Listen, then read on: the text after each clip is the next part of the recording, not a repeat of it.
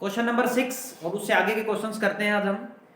छठा क्वेश्चन है, एक 5 मीटर लंबा लड़का 30 मीटर ऊंचे एक भवन से कुछ दूरी पर खड़ा है। जब वह भवन की ओर जाता है तो उसकी आंख का उन्नयन कोण 30 डिग्री से 60 डिग्री हो जाता है। बताइए भवन की ओर कितनी दूरी चलकर गया। ठीक है, तो सबसे पहला काम क्या होता है हमारा क्वेश्चन में, डायग्राम बनाना। तो सबसे पहले डायग्राम बनाते हैं, एक एक लाइन को पकड़ो, लाइन डायग्राम बनाते जाओ। क्या कहा है इसमें, एक तो लड़का है जिसकी ऊंचाई दी हुई है, ठीक है, और एक भवन है जिसकी ऊंचाई दी हुई है। लड़का 1.5 मीटर लंबा है, भवन 30 मीटर ऊंचा है। ठीक है, तो दोनों के दोनों जमीन के ऊपर कैसे खड़े होंगे, लंबवत। समझ में आ गया। छोटा कौन सा है, इसकी ऊंचाई है 1.5 और इसकी है 30, तो भवन ऊंचा है, सीधी सी बात है। तो मैं एक तो भवन ले लेता हूं, डायग्राम बना लेते हैं। ये मैंने भवन ले लिया, इसकी ऊंचाई, भवन की ऊंचाई कितनी है 30 मीटर, भवन ले लिया। दूसरा क्या ले लिया, एक लड़का, लड़के की ऊंचाई ले रखी है 1.5। एक बार जमीन का लेवल ले लेते हैं हम।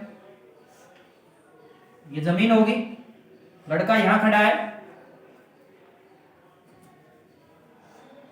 1.2 मीटर, ठीक है, इसकी ऊंचाई है 1.2 मीटर। 5, ठीक है भाई। ये लड़का ले लिया, ये भवन ले लिया। आगे क्या कहा है देखो, जब वह भवन की ओर जाता है, यानी एक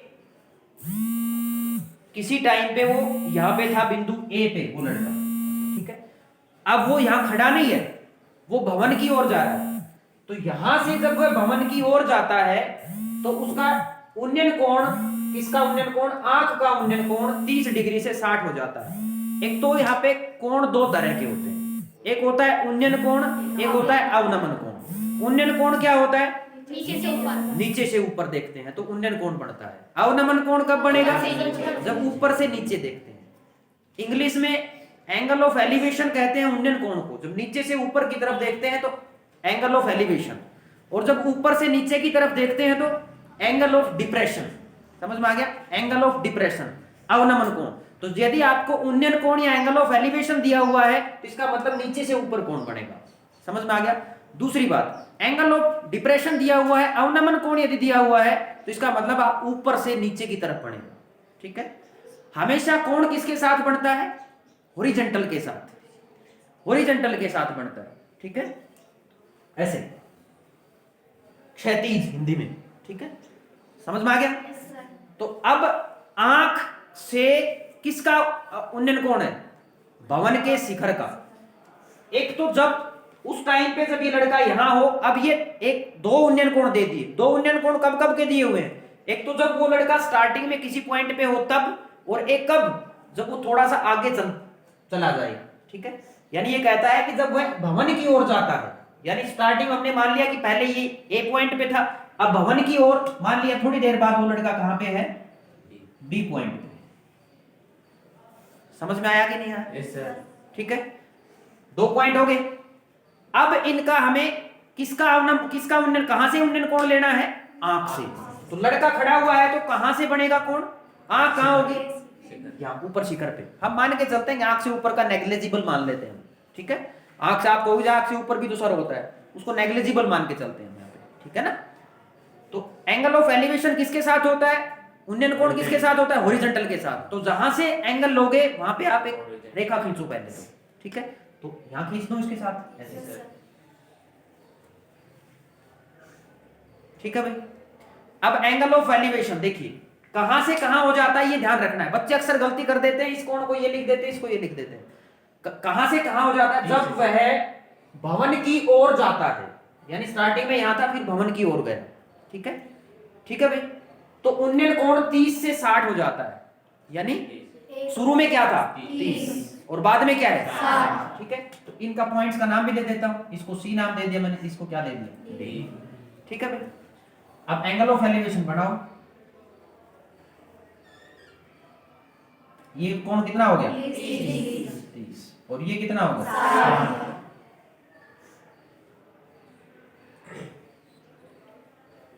ठीक है भाई, समझ में आया कि नहीं आया? वैसे भी आपको ध्यान रखना है जैसे बिल्डिंग से दूर खड़े होगे तो झुकाव आंख का ज्यादा होगा या कम होगा। जैसे पहले मैं यहाँ खड़ा होके फिर दीवार के ऊपर वाला हिस्सा देखता हूँ, फिर नजदीक जाऊंगा तो ऊपर देखना पड़ेगा, तो कोण क्या बनेगा हॉरिजॉन्टल के साथ ज्यादा।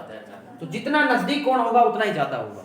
अगर किसी बच्चे को समझने में दिक्कत हो कि कौन सा क्या होगा, तो आप एक बात ध्यान रखो, जो जितना नजदीक होगा उतना ही बड़ा होगा।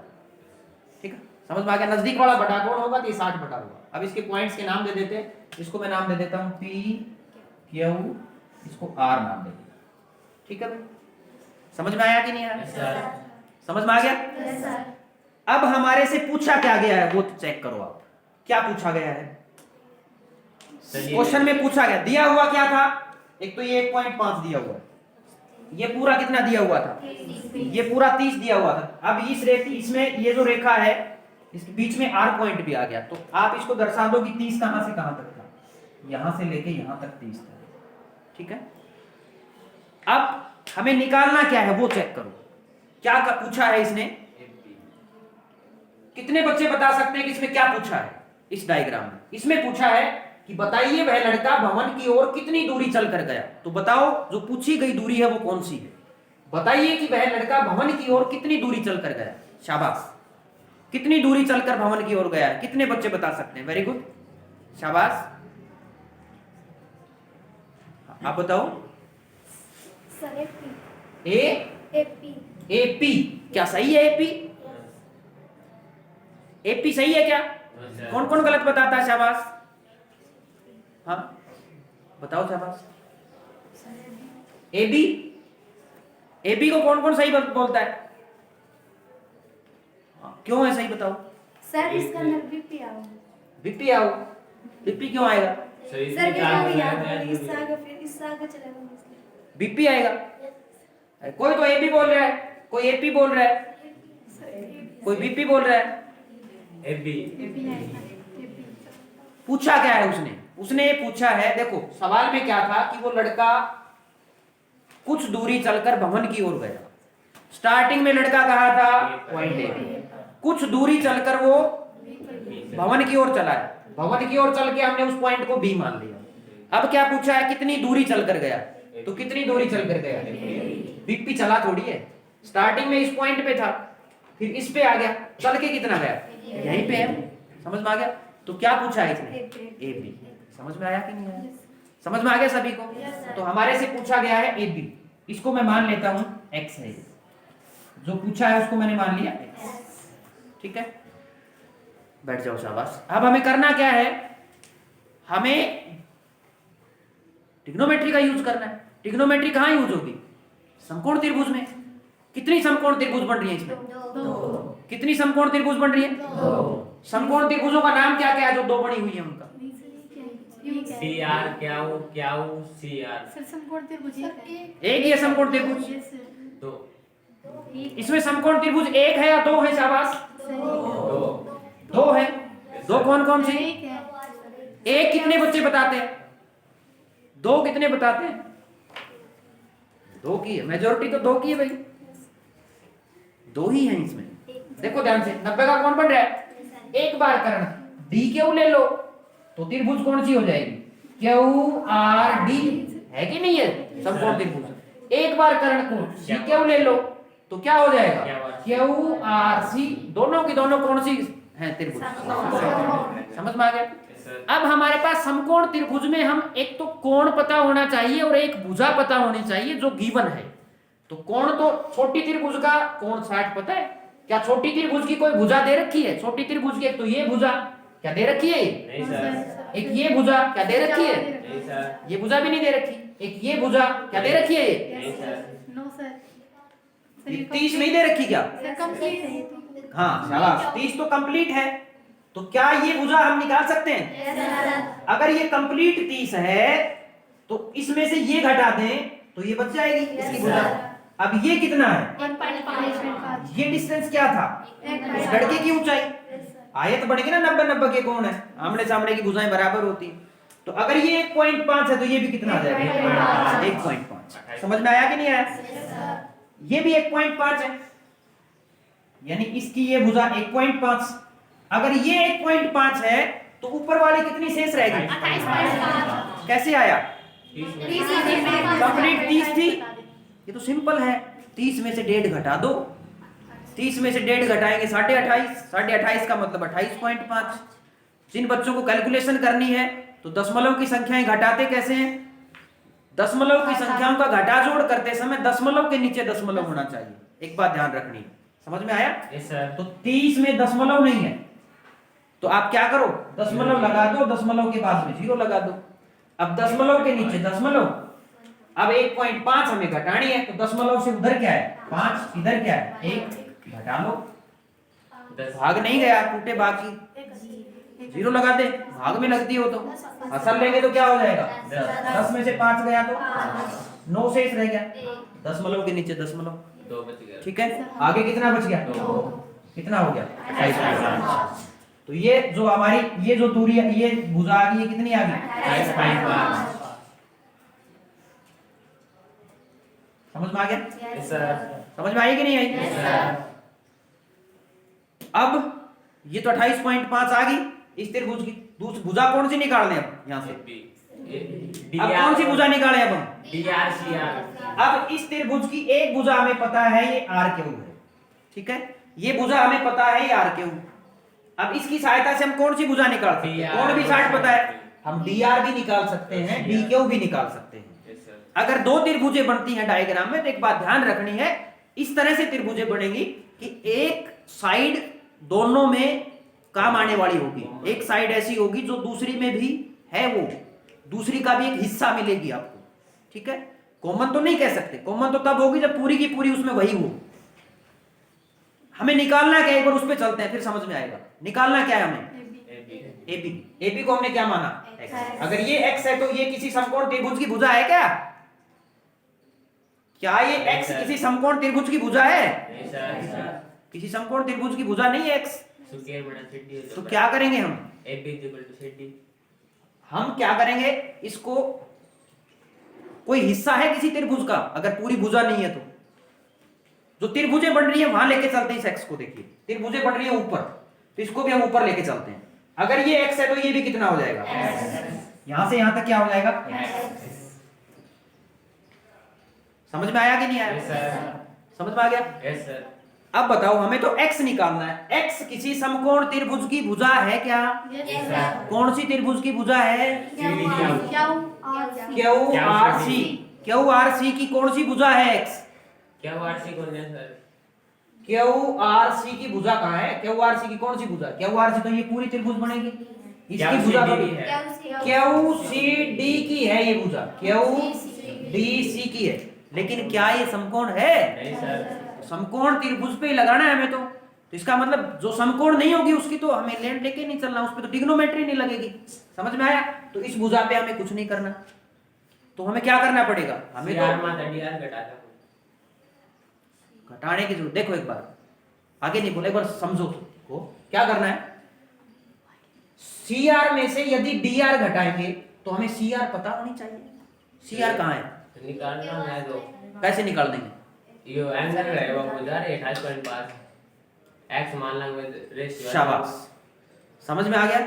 क्या कहा है इसमें? समझ में आई कि नहीं आई? नहीं आया? देखो अपने पास ज्यादा घुमाओ मत, डिफिकल्ट हो जाएगा सवाल। कितनी त्रिभुजें हैं? 2। कितनी त्रिभुजें हैं? 2। अब इसने कहा है कि CD में से हम क्या घटा देंगे? DR घटा देंगे, तो क्या आ जाएगा? ये आ जाएगा। अब ये यूं कह रहा है कि DR कहाँ है अपने पास? घटाएंगे तब ना जब आएगी। देखो दो बातें बोली इसने, ये कह रहा है कि CR में से DR घटा देंगे। अब ना तो अपने पास CR ना अपने पास DR, घटाओगे किसको? दोनों ज्ञात कर लेंगे। कैसे? CR तो किसकी भुजा है? बड़ी त्रिभुज की। DR किसकी भुजा है? छोटी त्रिभुज की। समझ में आ गया? तो बड़ी त्रिभुज की एक कॉमन साइड है ये हमने कितनी निकाल ली? 28.5। ये 28.5 है तो इसको हम निकाल सकते हैं यूजिंग ट्रिग्नोमेट्री। Yes sir. ये 28.5 बड़ी त्रिभुज के यूजिंग ट्रिग्नोमेट्री इसको फाइंड आउट कर सकते हैं। Yes sir. समझ में आ गया? Yes sir. समझ में आया कि नहीं आया? अब बड़ी में से छोटी घटा देंगे। एक तो ये तरीका हो गया। दूसरा आप क्या कर सकते हो, इसको इसकी हमें इसका मतलब क्या जरूरत पड़ेगी? जो छोटी त्रिभुज है उसकी कौन सी भुजा की जरूरत पड़ेगी हमें? D R. तो इसको कोई नया वेरिएबल नाम मान दे देते हैं, इसी को मान लेते हैं। क्या मान लिया मैंने? वाई मान लिया। समझ में आ गया? समझ में आया कि नहीं आया? अब एक बार किस पे लगाएंगे हम? छोटी त्रिभुज पे ट्रिग्नोमेट्री, एक बार बड़ी लगाएं। डायग्राम समझ में आया कि नहीं आया? सभी के समझ में आ गया? एक लड़का था, एक भवन है। लड़के की आंख का उन्नयन कोण 30 से 60 हो जाता है। कर लिया हमने। हमें पूछा क्या था? कितनी दूरी चल कर गया, उसको x मान लिया। अब हमें x निकालने के लिए किसकी जरूरत पड़ेगी? छोटी त्रिभुज की इस भुजा की। इसको भी हमने एक नया वेरिएबल नाम दे दिया y। समझ में आया? यहाँ तक किसी बच्चे को कोई प्रॉब्लम नहीं है? कुछ पूछना है? अब चलते हैं ट्रिग्नोमेट्री लगाएं। सबसे पहले कौन सी त्रिभुज ले हो गया? छोटी त्रिभुज ले। त्रिभुज कौन सी, नाम बोलो? क्यू आर डी में। ठीक है भाई? तो बताओ क्या कौन कौन सी दो भुजाएं लेनी? क्यू आर डी त्रिभुज है ये। इस त्रिभुज में हमें कौन सी दो भुजाएं लेनी है? ये और ये। ऊपर कौन सी को लेओगे? किसी को भी ले लो, चाहे 30 को ले लो, कोई फर्क नहीं पड़ता। किसको लेना है बोलो? 30 को ले ले क्या? 30 को ले लेते हैं, फिर उसमें रेसिप्रोकल नहीं होगा। ये परपेंडिकुलर अपॉन बेस, हमेशा परपेंडिकुलर अपॉन बेस क्या होता है? 10 होता है। या y को ऊपर ले होगे तो बेस अपॉन परपेंडिकुलर कोट हो जाएगा। कितने बच्चों को प्रॉब्लम है कि जिनको ये नहीं आता कि ये कोट हुआ, 10 हुआ, साइन हुआ? जल्दी से हाथ खड़ा करो, फिर मैं बताऊंगा। कितने बच्चों को ये नहीं आता कि 10 होगा, साइन होगा, कोट होगा? नहीं आता। देखिए क्या करना है। 8.1 एक्सरसाइज में आया था ये, एक बार फिर बता देता हूं। एक त्रिभुज ले ली हमने, ठीक है। सबसे पहले एंगल देखो। अब इन सभी में एंगल ऊपर नहीं बढ़ेगा, एंगल नीचे ही बढ़ेगा। अगर ये कोण बन रहा है तो ये आधार का काम करेगा, आधार, ये लंब होगा और ये कर्ण होगा। ठीक है। आधार का मैं पहला अक्षर ले लेता हूं a, लंब का पहला ले लेता हूं l और कर्ण का पहला ले लेता हूं k। समझ में आ गया? अब याद रखो, लाल बटा पक्का। ठीक है भाई? समझ में आया कि नहीं आया? अगर l बटा k आता है तो इसका मतलब वो साइन होगा। a बटा k आता है तो इसका मतलब वो कोस होगा। अगर l बटा a आता है इसका मतलब वो tan होगा। समझ में आया कि नहीं आया? तो लाल बटा कक्का जो हमने लिखा था उसमें पहले आता है तो इसका मतलब साइन है, बीच में आता है इसका मतलब कोस है, लास्ट वाला आता है इसका मतलब tan है। समझ में आया कि नहीं आया? शुरू वाला क्या है? साइन, बीच वाला कोस, लास्ट में tan। समझ में आया कि नहीं आया? समझ में आ गया? अब देखिए हमारे से पूछा क्या था? हमने त्रिभुज इस रूप में है तो ये भुजा ली है बटा ये भुजा, तो इस भुजा का क्या कहते हैं हम? लंब का पहला अक्षर ले लेते हैं l इंग्लिश में। समझ में आ गया? तो l बटा ये क्या है? a। l बटा a, चेक करो l और a कहां पे है? इसमें तो l के है, ये तो है नहीं। ये a के है, नहीं है। ये l और a है, तो देखो l ऊपर है, इसमें भी l ऊपर है, तो इसका मतलब क्या हो गया? ये बोलो क्या हुआ? और एंगल क्या होगा? तो साथ में होगा। समझ में आया कि नहीं आया? तो पहले इस त्रिभुज की भुजा लिखेंगे हम एक बार, क्यू आर बटा डी, क्यू आर बटा डी आर। ठीक है। जिनको कम समझ में आता है वो साइड में लिख सकते हैं कि ये क्या हो जाएगा? L, ये क्या हो जाएगा? A, ये क्या हो जाएगा? tan theta. कारण लिख देना, सभी को लिखना है कारण। समझ में आया? ये कितना हो जाएगा? tan of 60। समझ में आया कि नहीं आया? सभी बच्चों को समझ में आ गया? अब क्यू आर की वैल्यू देखो कितनी है, हमने क्या मानी है? y बटा डी आर कितना है? सर DR की 30 है। हाँ, क्यू आर की कितनी है? 30 नहीं है, 28.5। समझ में आ गया? सॉरी, क्यू आर है अपना 28.5 बटे डी आर कितना है? tan 60 का मान कितना? कितने बच्चों को याद है? हाथ खड़े करो शाबाश। tan 60 कितना होता है? बोलो कितना होता है? शाबाश, समझ में आ गया? अब हमें किसका मान निकालना है? y का निकालना है। तो बीच में बराबर का निशान हो, दोनों संख्याएं बटे में हो, आर पार गुणा कर दो। 28.5 की और 1 की गुणा कितनी होगी? 28.5 बराबर √3y। समझ में आ गया? यहां से मैं y का मान निकाल लेता हूं। y कितना आ जाएगा? 28.5 बटे में √3। रैशनलाइजेशन लास्ट में कर देंगे जब जरूरत पड़ेगी, एक बार इसको इतना ही रखते हैं, ठीक है। हमारे पास y का मान आ गया, इसको समीकरण नंबर 1 नाम दे दो। समझ में आया कि नहीं आया? यहाँ तक समझ में आ गया?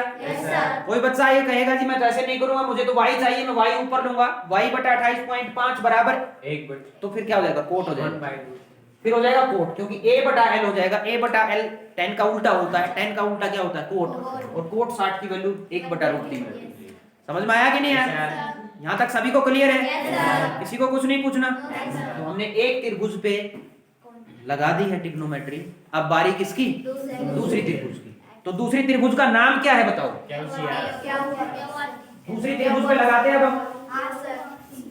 दूसरी त्रिभुज का नाम देखो क्या है? त्रिभुज QRC में, QRC में कितने बच्चे ट्रिग्नोमेट्री लगा सकते हैं? यहाँ पे शाबाश, इस पे ट्रिग्नोमेट्री लगानी है, कितने बच्चे लगा सकते हैं बताओ? शाबाश, जल्दी बोलो जल्दी।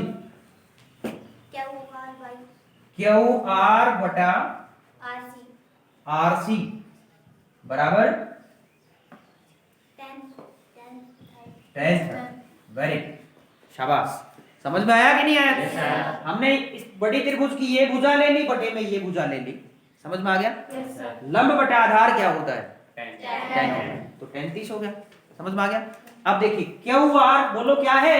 QR कितना है दिया हुआ है? क्या 5.5। तो इसका मान लिख देंगे, यहाँ पे कारण लिख देना, बिकॉज L बटा A बराबर tan थीटा। समझ में आ गया? तो इसका मतलब दिस इंप्लाइज वैल्यू पुट कर दे क्या? QR की वैल्यू कितनी है? 5.5 बटे में RC, पूरी RC ले होगे, X और Y के रूप में लेना चाहते हो बोलो? RC ले लो, चलो RC ले लेते हैं। RC बराबर tan 30 का मान कितना है? 1/3। tan 30 का मान होता है 1/√3। ठीक है भाई, करें सोल्व। इस तरफ भी देखो, अब कैलकुलेशन में जिन बच्चों को प्रॉब्लम आती है उनके लिए, इधर भी बटे की संख्या, उधर भी बटे की संख्या, मैथमेटिक्स में कहीं भी हो, बटे की संख्या सोल्व करने के बाद लेफ्ट हैंड साइड में बटे की संख्या, राइट हैंड साइड में बीच में वैल्यू बराबर का निशान है, तो सोल्व कैसे करेंगे? क्रॉस मल्टीप्लिकेशन, आर पार गुणा। आर पार गुणा कैसे होती है? इन दोनों की गुणा बराबर इन दोनों की। तो मैं एक बार RC की रेख की गुणा कर देता हूं, कितना आ जाएगा? RC गुणा एक RC बराबर 28.5 गुणा में √3, गुणा करूंगा तो अंदर अंदर वालों की गुणा, बाहर बाहर वालों की गुणा। तो इस पे तो रूट है नहीं, इस पे रूट है, तो रूट वाली अंदर रहेगी, बाहर वाली बाहर हो जाएगी। समझ में आ गया? हमें निकालना क्या था? क्या RC निकालना है हमें? हमें तो X निकालना था। तो RC क्या आ जाएगा अब यहाँ से? RC क्या आ जाएगा? अभी पूछा था नहीं, सॉरी, हमने CD निकालना था, RC तो आ ही लिया। हमें क्या निकालना था? CD। तो CD को क्या निकाल सकते हैं? CD बराबर RC माइनस DR। ठीक है भाई, तो RC की वैल्यू कितनी हो जाएगी? 28.5 √3 माइनस DR। DR की वैल्यू कितनी है? 28.5 बटे में √3। समझ में आ गया? बटे की संख्याएं हैं, बटे की संख्याओं का घटा जोड़ कैसे सोल्व होता है? एलसीएम लेके। तो इसके बटे में कुछ भी नहीं है, तो एलसीएम इसका नहीं, इसके नीचे हर ले एक ले लेता हूं। 1 और √3 का एलसीएम कितना आएगा? 1 से √3 को भाग किया, कितना आया? √3 और 28.5 √3 की गुणा कितनी होगी? भाई देखो, हमने क्या करना है? 28.5 √3 की गुणा करनी है √3 के साथ। जिस बच्चे को दिक्कत आती है एक बार रफ में करके देख लो। क्या तरीका बताया था मैंने? बिना रूट की बिना रूट के साथ गुणा होगी, रूट की रूट के साथ गुणा होगी। तो 28.5 तो एज इट इज रहेगा, और √3 और √3 की गुणा कितनी हो जाएगी? √9, और 9 का रूट कितना होता है? 3। या तो स्क्वायर रूट हटा दो या अंदर गुणा कर दो, एक ही बात है। तो 3 हो जाएगा। गुणा कितनी आई? 28.5 की और 3 की। अब दशमलव की संख्याओं की गुणा कैसे होती है? जिन बच्चों को कैलकुलेशन में दिक्कत होती है उनके लिए बता रहा हूं। 28.5 की गुणा 3 के साथ करनी है। गुणा करो भाई, सिंपल गुणा कर दो, दशमलव को बाद में देखेंगे हम। सिंपल गुणा कर दो, 285 को 3 से गुणा करिए। 3 पंजे 15, एक हासिल होगी। 3 8 24 और 1 25, हासिल कितनी होगी? 2। 3 दूनी 6 और 2 8, 855 आ गया। अब आपको दशमलव लगाना है। दशमलव कैसे लगेगा? वापस इन पे जाओ, रकम जो थी हमारी, ठीक है, जो दिया हुआ था क्वेश्चन में, दशमलव के बाद अंक गिनो। इसमें तो दशमलव है ही नहीं, गिनने की जरूरत नहीं। इसमें दशमलव है, दशमलव के बाद कितने अंक? एक अंक। एक अंक छोड़ के दशमलव लगा दो, 85 पॉइंट। समझ में आ गया? तो यहाँ पे लिख देता हूं मैं 85.5 माइनस 28.5। अब हमें इसको घटाना है, घटा दे क्या? घटाओगे 85.5 में से 28.5, मैंने बताया था दशमलव के नीचे दशमलव होना चाहिए, तो दशमलव के नीचे दशमलव, 8 अंक के नीचे अंक लिखते जाओ। 5 में से 5 घट गया 0, 15 में से 8 गया तो 15 में से 8 गया तो ठीक है भाई। 57.0 इसका मतलब क्या है? 57। तो 57/√3। अब हमें नीचे √3 नहीं छोड़ना, तो रैशनलाइजेशन कर दें, तो √3 से गुणा √3 से भाग, कितना आ गया भैया? 57√3 बटे में √3 और √3 की गुणा कितनी होगी? समझ में आ गया? 19 दिया, समझ में आ गया? तो कितना हो जाएगा अभी? 19 पे कट जाएगा, तो इसका आंसर आ गया 19√3 मीटर। तो नीचे आप लिख दोगे अतः भवन की ओर चलकर तय की गई दूरी बराबर 19√3 मीटर। जो पूछा था वो बता रहा। समझ में आया कि नहीं है? ठीक है। क्या किया हमने? दो त्रिभुज ले ली, एक बार छोटी ले ली, एक बार बड़ी त्रिभुज ले ली। फिर हमने क्या किया है? एक बार छोटी त्रिभुज पे लगा दी ट्रिग्नोमेट्री, एक बार बड़ी पे लगा दी। पूछा क्या था? ये भुजा, ये किसी समकोण त्रिभुज की भुजा थी, तो हमने क्या किया? जो छोटी त्रिभुज थी उससे ये भुजा निकाल ली, बड़ी त्रिभुज थी उसकी ये भुजा निकाल ली। अब ये क्या आ जाएगा? बड़ी में से छोटी घटा दी। समझ में आया कि नहीं आया? सभी बच्चों को समझ में आ गया? किसी को कुछ पूछना है? अब आपकी बुक में एग्जाम्पल्स में क्या दिया हुआ है, दूसरे तरीके से कर रखा है, वो भी मैं बता देता हूँ। उसमें क्या कर रखा है? उसने एक्स और वाई के हिसाब से किया हुआ है। किसके हिसाब से? एक्स और वाई के अकॉर्डिंग। एक्स और वाई के अकॉर्डिंग करूं मैं? अब मैं दूसरी तरह से बता देता हूं, जो आपको अच्छा लगे कर लेना। तो ये तो वाई के मान आई है, यहां तक आपने लगा दी। अब इसी को थोड़ा सा कर रखा है अलग ढंग से, मैं दूसरे पेन से कर देता हूं। ऐसे भी कर सकते हैं दूसरा, और ठीक है। क्या करना है? आरसी को एक्स और वाई के रूप में लिखो। आरसी क्या है? X plus y. तो आरसी को एक्स वाई के रूप में लिख लो। 28.5 बटे में एक्स प्लस वाई बराबर 1/√3। जैसे जो आप चला जाता है, आपके अकॉर्डिंग क्वेश्चन किया है मैंने, जैसे आपने बताया वैसे ही कर लिया। ठीक है। ऐसे भी कर सकते हैं। कोई बच्चा कहेगा जी मैं तो ऐसे पुट करूंगा, कर सकता है। क्या तरीका है? दोनों तरफ बटे की संख्या है, cross multiplication. X plus y की मल्टीप्लिकेशन एक के साथ कर दूं, एक्स प्लस वाई बराबर 28.5√3। अब हमारे पास यहां से देखो, y की वैल्यू पता है हमें, y की वैल्यू पुट कर दोगे 28.5 रख दो। x बराबर 28.5√3 माइनस y, डिवाइड में क्यों जाएगा? एक बार मैंने क्या कर लेता हूं, इसकी वैल्यू पुट करने से पहले मैंने क्या कर दिया, दो स्टेप्स होते, मैं क्या कर देता हूं, इस y को उधर लेके जाता हूं, हमें तो x फाइंड आउट करना है, तो y उधर जाएगा तो किस में हो जाएगा? माइनस में हो जाएगा। ठीक है। अब अगले स्टेप में क्या कर देता हूं मैं, y की वैल्यू पुट कर देता हूं, यही कर दूं क्या? क्या हो जाएगी? 28.5 माइनस 28.5 बटे में √3। अब क्या बन गया? वही तो बन गया जो ये आया, वही हो गया। आगे तो वही स्टार्ट करना, यही तो आ गया अभी, आगे वैसे सोल्व हो जाएगा। समझ में आ गया? तो आप कैसे भी कर सकते हो, जैसे आप नेचुरली आपका दिमाग कहता है वैसे चलते जाओ। समझ में आया कि नहीं आया?